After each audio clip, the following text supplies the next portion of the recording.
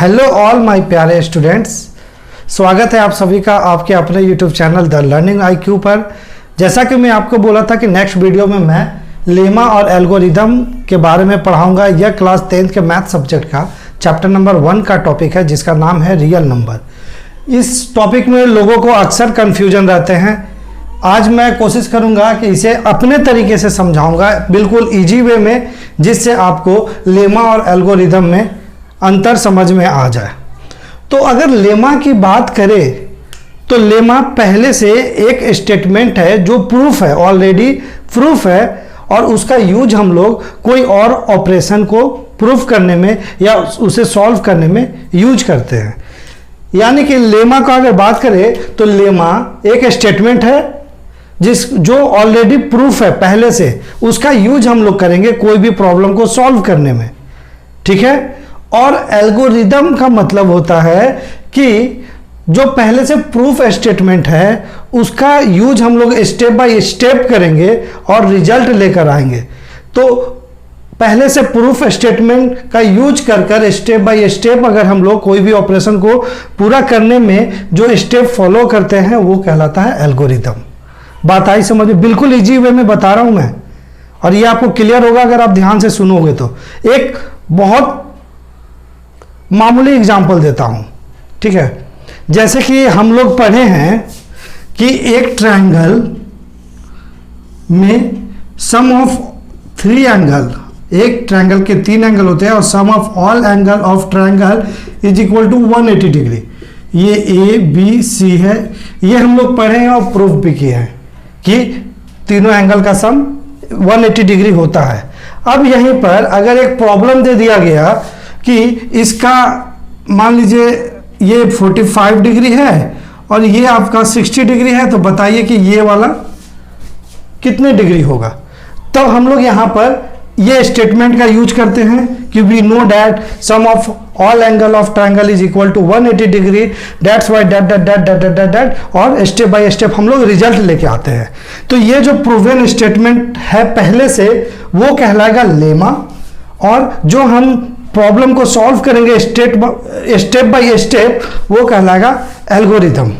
अब बात पूरा क्लियर होगा आप लोगों को। एक और समझ लो, आप आराम से समझो। जैसे सर्कल है, सर्कल में भी एक रूल पर, सर्कल छोड़ो, देखो एग्जाम्पल ना अपने लाइफ से लोगे ना तो ज़्यादा अच्छा से समझ में आएगा। मैथ में आप लोग ट्रायंगल पढ़े हो, ट्रायंगल ऑफ कॉन्ग्रुएंसी भी पढ़े होगे। ट्रायंगल ऑफ कॉन्ग्रुएंसी में हम लोग एंगल एंगल एंगल लगाते हैं, साइड एंगल साइड लगाते हैं, और ऐसे ही 2-3 टाइप का कॉन्ग्रुएंसी हम लोग यूज करते हैं। तो ये एंगल एंगल एंगल से जो हम 2 ट्रायंगल को कॉन्ग्रुएंट दिखाते हैं, उसके बाद जो चीज़ हमें कैलकुलेट करने बोलता है, जो चीज़ प्रूफ करने बोलता है, वो हम लोग प्रूफ करके दिखाते हैं। तो यहाँ पर कहने का मतलब कि ये वाला तो पहले से प्रूफ है, और इसका यूज करते हुए हम एक और प्रूफ लेकर आते हैं, वो प्रूफ को शो करते हैं। तो ये आपका लेमा कहलाएगा, और स्टेप बाय स्टेप जो हम प्रूवन कंप्लीट करेंगे वो कहलाएगा एल्गोरिदम। तो मेरे ख्याल से आपको लेमा और एल्गोरिदम के बीच का जो अंतर है वो समझ में आ गया होगा। अगर नहीं समझ में आया होगा फिर भी, तो आप वीडियो के नीचे कमेंट में बॉक्स में आप कमेंट डाल दें, मैं आपसे पर्सनली मेल या व्हाट्सएप ग्रुप के द्वारा जुड़ूंगा और आपके प्रॉब्लम को सॉर्ट आउट करने का कोशिश करूंगा, ठीक है। अब यहाँ पर लेमा और एल्गोरिदम हमें पढ़ने की ज़रूरत क्यों पड़ी थी? यहाँ रियल नंबर में एक मैथमेटिशियन थे जिसका नाम है यूक्लिड्स। उन्होंने एक रूल बनाया, एक लेमा बनाया, और वो लेमा इस प्रकार था कि अगर कोई नंबर a है तो वो BQ प्लस R का इक्वल होगा। ये एक स्टेटमेंट दिया है जहां पर ये जो R होगा वो 0 से इक्वल होगा या 0 से बड़ा होगा, लेकिन यह B से छोटा होगा, ठीक है। यह स्टेटमेंट दिया यूक्लिड्स ने, इसी को बोला गया यूक्लिड्स लेमा। और ये क्या है? ये मैं आपको लिख दिया A equal to BQ plus R, आप कंफ्यूज हो गए ये क्या लिख दिए सर। लेकिन बचपन से आप लोग डिवीजन पढ़ते आए हो, डिवीजन में लॉन्ग डिवीजन मेथड एक होता है जिसमें बचपन से आपको सिखाया गया कि बाबू ये आपका सपोज करो ये 25 है और ये 4 है, तो सिंपल हम लोग डिवाइड सीखते थे कि 4 से अगर 25 को डिवाइड करते हैं तो 4 से कितने टाइम्स में जाएगा, 6 टाइम्स जाएगा, और ये 24 सबट्रैक्ट करेंगे तो 1 आएगा। तो यहाँ पर हमने देखा था कि इस पार्ट को डिवाइजर कहते हैं, इसे डिविडेंड कहते हैं, इसे कोशिएंट कहते हैं और ये रिमाइंडर कहते हैं। ये बात हम लोगों ने 3rd 4th क्लास में सीख लिया है। अब इसे चेक करने का भी मेथड हम लोगों को मास्टर ने पढ़ाया था। चेक करने का मेथड क्या था कि dividend equal to divisor multiply quotient plus reminder. यह हमें मास्टर जी ने पढ़ाया था कि इस तरह से हम लोग डिवाइड को चेक करेंगे, ठीक है। तो यहां पर डिविडेंड क्या है, 25 है, और डिवाइजर क्या है, ये है 4, और कोशिएंट आया 6 और रिमाइंडर आया 1, रिमाइंडर यहां 1 आया था। इसे जब आप सॉल्व करोगे तो 6 4 जा 24 प्लस 1 25। तो अगर LHS इक्वल टू RHS हुआ तो हमारा डिवाइड किया हुआ है यह मेथड वो बिल्कुल सही है, यह हमने सीखा था। तो यहां पर देखोगे डिविडेंड के जगह हम A लेकर आए और डिवाइजर के जगह B, वैसे ही कोशिएंट के जगह पर वहां स्मॉल q है और प्लस में R है। यही चीज को ये यूक्लिड्स ने इस फॉर्मेट में दिखाया जो कि लोगों को बहुत भारी लगने लगा था। बेसिक को समझते नहीं थे, ये सोचते थे क्या स्टेटमेंट लिख दिया, बट वो नॉर्मली देखा जाए तो सिंपल डिवीजन ही है, और डिवीजन को चेक करने का जो फॉर्मेट था उसे इस फॉर्मेट में लिख दिया और इसका यूज किया 2 नंबर के बीच में HCF निकालने के लिए। तो ये जो रूल दिया यही लेमा कहलाता है, यूक्लिड्स लेमा कहलाता है, ठीक है। और इसी लेमा का यूज कर 2 नंबर के बीच का जो हम HCF निकालने के लिए 1 by 1 स्टेप फॉलो करते हैं उसी को कहा जाता है यूक्लिड्स एल्गोरिदम। अभी मैं आगे आपको सिखाऊंगा कि 2 नंबर का HCF कैसे निकालेंगे इस लेमा के थ्रू, और कौन कौन सा स्टेप फॉलो करना है वो हम आपको अभी सिखाएंगे, ठीक है। तो बात समझ में आई, लेमा क्या है, एल्गोरिदम क्या है, यूक्लिड्स लेमा क्या है और यूक्लिड्स एल्गोरिदम क्या है। अब आइए आगे। तो यूक्लिड्स ने जो लेमा दिया, जो स्टेटमेंट दिया, उसे हम लोग कहते हैं यूक्लिड्स डिवीजन लेमा। एंड जो इस लेमा को यूज कर जो हम 2 नंबर का HCF निकालते हैं स्टेप बाय स्टेप, उस प्रोसेस को कहें यूक्लिड्स डिवीजन एल्गोरिदम। अब यहाँ पर थोड़ा सा हम इस पर आते हैं। यहाँ पर देखो R की जो वैल्यू है वो हमेशा 0 से या तो इक्वल होनी चाहिए या तो बड़ी होनी चाहिए, और B यानी कि डिवाइजर से हमेशा छोटी होनी चाहिए। जैसे मैं यहाँ पर एक एग्जांपल लेता हूँ कि एक 81 है, ये 81 को अगर हमें 3 से डिवाइड करना है तो इसका रिजल्ट क्या आएगा। तो इसे हम लोग लिख सकते हैं इस फॉर्मेट में। अगर हमें लिखना होगा तो A यहाँ पे 81 है जो डिविडेंड है 81, इसके बाद हम लोग क्या लिखते हैं, B लिखते हैं जो कि आपका डिवाइजर है 3, फिर कोशिएंट। तो इसमें हम क्या मल्टीप्लाई करेंगे, तो 3 मल्टीप्लाई 27 करेंगे तो 81 आ जाएगा, 27 करेंगे 81 आएगा, और 27 3 जा 81 हो गया, तो यहाँ रिमाइंडर क्या बचा 0, ठीक है। एक और एग्जांपल ले लो, जैसे 36 by 5 ले लो, और एक ले लो आप 4 by 19। इसे अब इस फॉर्मेट में लिखो तो डिविडेंड यहाँ क्या है 36 है, और यहाँ हम डिवाइजर लिखते हैं जो कि 5 है, एंड उसके बाद कोशिएंट लिखते हैं। तो जब कितने टाइम्स में 36 के आसपास आएगा, तो 7 टाइम्स है, 7 5 जा 35 और रिमाइंडर आएगा आपका 1। एक ये केस देखो, यहाँ पर आपका डिविडेंड है सो 4 है और डिवाइड करना हमें 19 से जो कि डिवाइजर है, तो 19 के टेबल में तो 4 आएगा नहीं, तो फिर क्या करेंगे, तो 19 को अगर 0 से मल्टीप्लाई कर दिया जाए तो ये वैल्यू 0 आएगा और रिमाइंडर क्या आ जाएगा 4। तो ये हमें प्राप्त होगा।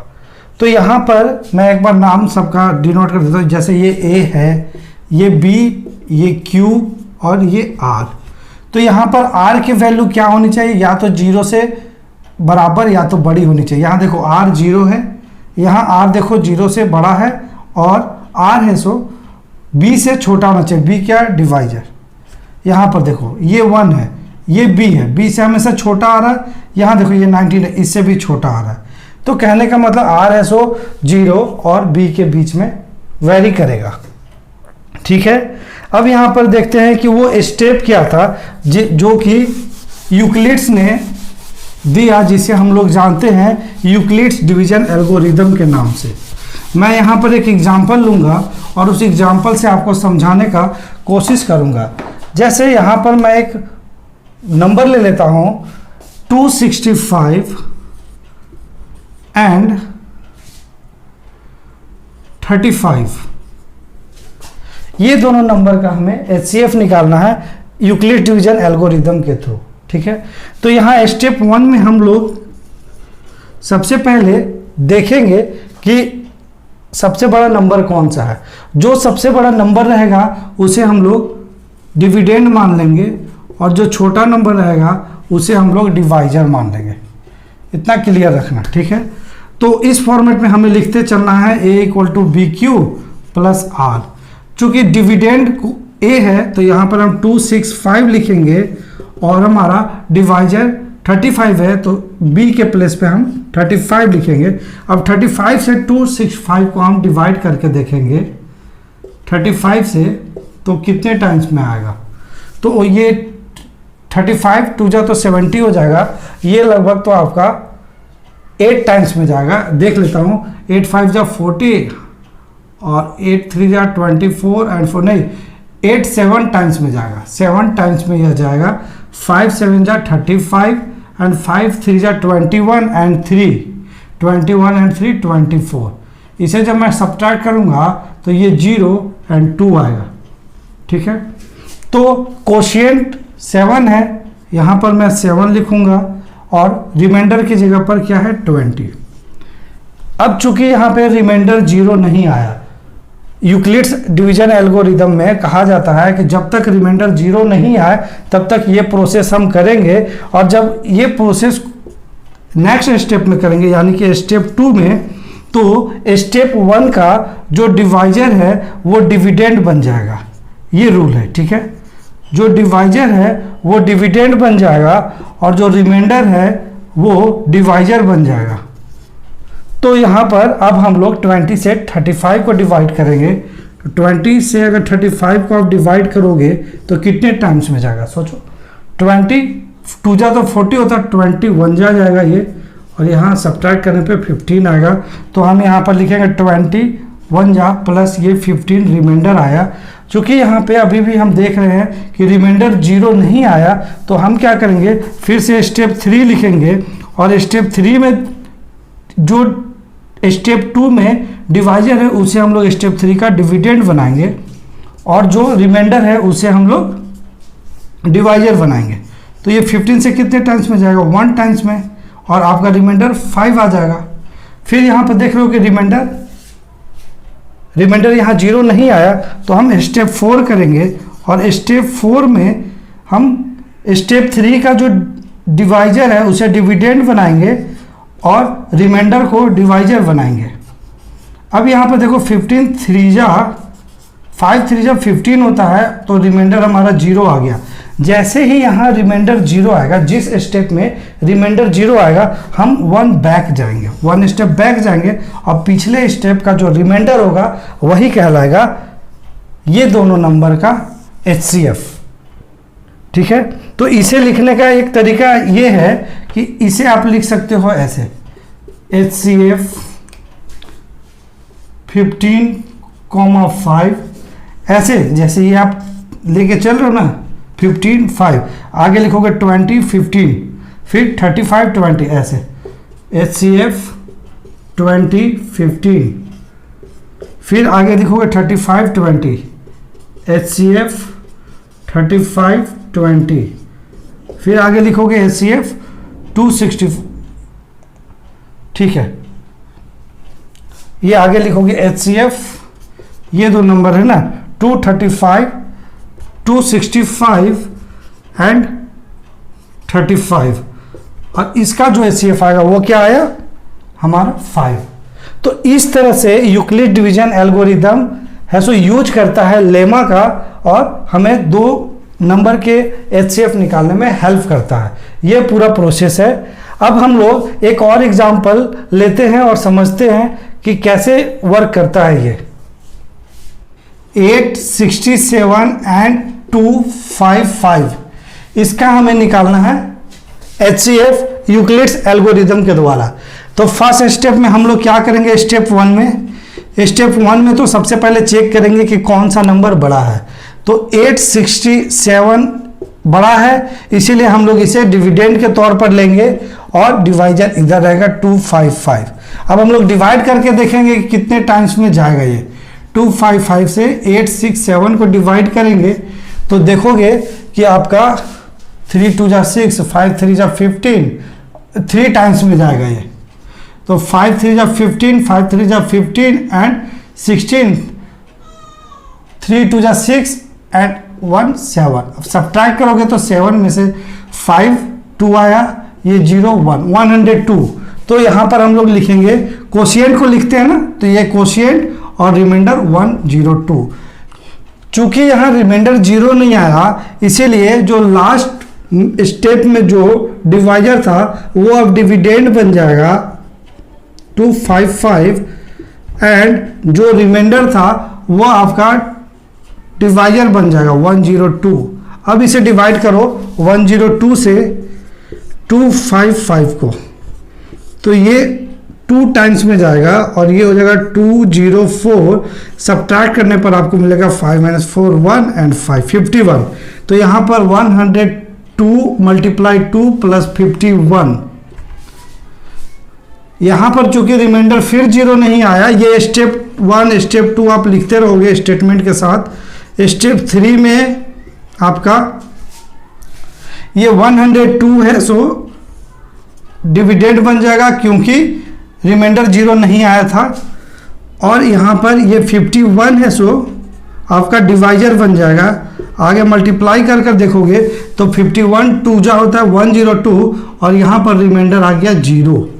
जैसे रिमाइंडर 0 आएगा तो हम पिछले स्टेप में जाएंगे और पिछले स्टेप का जो रिमाइंडर होगा वही कहलाएगा HCF ऑफ दीज नंबर।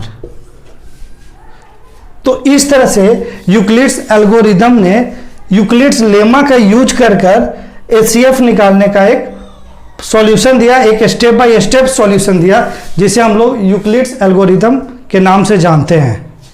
अब वीडियो अगर पसंद आ रहा हो तो वीडियो को लाइक करें और अपने दोस्तों में जितना हो सके इसे शेयर करें। और हाँ, सब्सक्राइब करना बिल्कुल ना भूलें हमारे चैनल को, क्योंकि ऐसे ही छोटे छोटे वीडियो के माध्यम से मैं आपको मैथ का बेसिक चीज़ों को समझाने का कोशिश करता हूं, जिससे आपको मैथ ईजी लगने लगता है।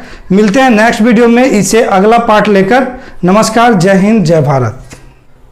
तो मेरे द्वारा पढ़ाया गया यह कंटेंट आपको समझ में आ रहा है या नहीं, वीडियो के नीचे कमेंट बॉक्स में कमेंट कर हमें ज़रूर बताएं। और वीडियो अगर पसंद आ रही हो तो वीडियो को लाइक करें और अपने दोस्तों के बीच शेयर करना बिल्कुल ना भूलें। और सब्सक्राइब तो आप इस चैनल को जरूर कर लेना, ताकि इसी तरह के छोटे छोटे वीडियो के माध्यम से आपको मैथ ईजी बन जाएगा और आप आगे बड़े बड़े प्रॉब्लम को सॉल्व कर पाएंगे। मिलते हैं इससे अगले भाग को लेकर अगले पार्ट में। जय हिंद, जय भारत।